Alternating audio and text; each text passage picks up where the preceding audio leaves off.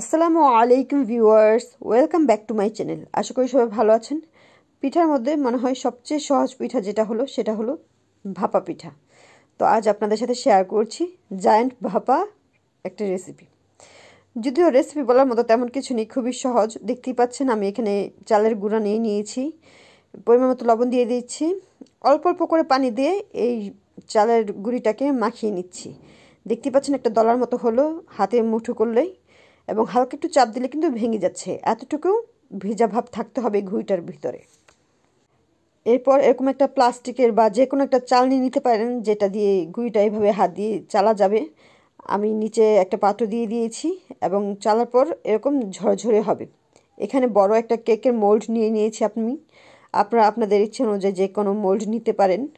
যেহেতু জায়ান্ট ভাপাম, এটা আমি আমার জীবনে ফার্স্ট ট্রাই করছি।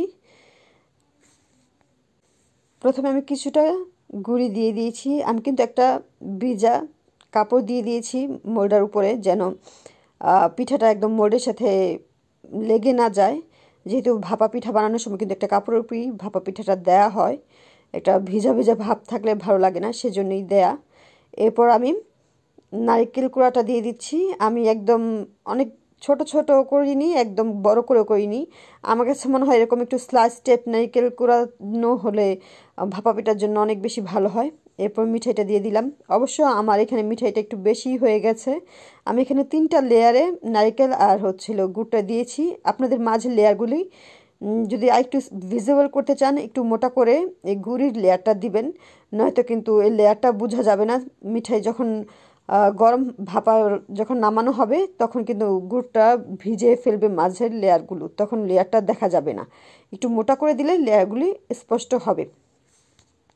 আমি এখানে কোনো পরিমাপ দিচ্ছি না, কারণ কে কেমন সাইজের বানাবেন সেটা যার যার একটা নিজস্ব আন্দাজ আছে, ওই অনুযায়ী কিন্তু এই পরিমাণটা হবে।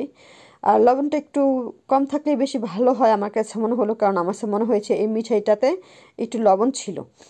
তো সেটা যে যেমন বানাবেন তেমন একটু মিঠাইটা একটু টেস্ট করে নেবেন এই গুড়টা।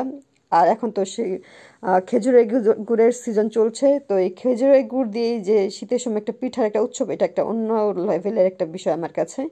আমি একটা বড় সসপ্যান বসিয়ে দিয়েছিলাম নিচে পানি দিয়ে, সেটার উপর একটা এরকম খাঁচার মতো দিয়ে দিয়েছি, একটা জালি, নেটের জালি ছিল। তো সেটাই দিয়ে দিয়েছি নেটের একটা ছাকনি বলতে পারেন, একটু বড় সাইজের। সেটার উপরেই আমি মোলটা দিয়ে দিয়েছি এবং কাপড়টা কিন্তু পিঠার উপর দিয়েও দিতে হবে, নয়তো কিন্তু ঢাকনা থেকে যে এক্সট্রা পানিটা বাষ্প হয়ে পড়ে সেটা কিন্তু পিঠার উপরে পড়তে পারে। দেখতেই পাচ্ছেন ভাপাটা খুব সুন্দর হয়েছে। আর এটা যখন বড় আকারে তৈরি করবেন অবশ্যই চেষ্টা করবেন ডিমোল্ড করার আগে একটু ঠান্ডা হতে, নয়তো কিন্তু গরম গরম ভাপা পিঠা এবং এত বড় একটা সাইজ, এটা ভেঙে যাওয়ার সম্ভাবনা আছে।